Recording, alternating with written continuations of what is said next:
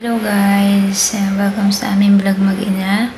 So ngayon ay parang 5:30 PM na pala. PM na.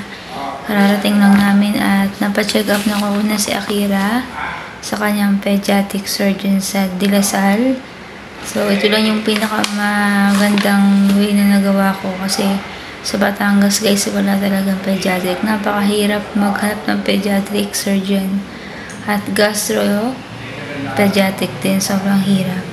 So sad, sobra, na nag-expect ako na lumiit at makukuha sa gamot yung bato ni Akira sa kanyang abdo.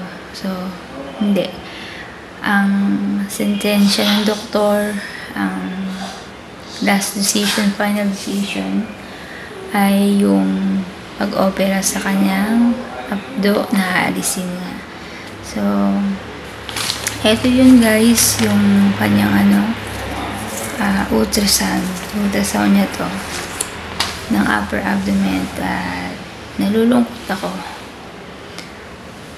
Then, ngayon nga guys, nandito kami guys sa isang maliit lang siya na parang kwarto din na pwedeng magrenta ng ilang oras o 24 hours, 12 hours. So, hanggang 12 hours na kami dito mag-ina. Kinabukasan, uwi na rin kami dahil kaya ako ginawa to guys. Wala kaming tutulugan ni Akira. Wala talaga. Ayan si Akira.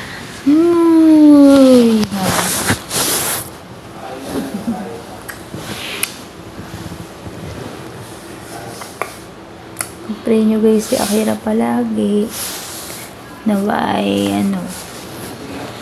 magkaroon ng himala sa buhay niya, na yung gallbladder stone niya, yung stone niya sa gallbladder ay matunaw. Kung hindi naman nawa may provide ko yung mga medical needs ni Akira dahil hinahanapan ako ng doktor ng something 200,000. Pero wala akong ganun halaga. Sa operation lang yun guys. Operation ng 200,000. Single parent ako. Hindi ko lang kasi nakukuha ng pangbayad. Ayan. Medyo makalat pa po yung aming kasi naligo po ako. Wala akong ligo. Ayan. Tapos ito po ganyan lang po siya. Ayan. Mga gamit na yung mag-ina. Ayan. Tapos, may pagkain na rin kami mag-ina. Nakakain ko lang din. Tapos, si Akira ay oatmeal. Nilituan ko siya ng oatmeal kanina sa bahay. Nung maling araw. Tapos, ang nakainin niya, mamaya oatmeal. May konti pa. Tapos, mamaya every 4 hours, gatas na lang. Dahil bukas, uuwi din naman kami. Ayan. Hello! Dito ka natulog itong hindi ating bahay ta. Naninibago si Akira. Hindi naman namin bahay ito. Ang ganda-ganda ng bahay. Yan. Dito lang po yan sa Dasma sa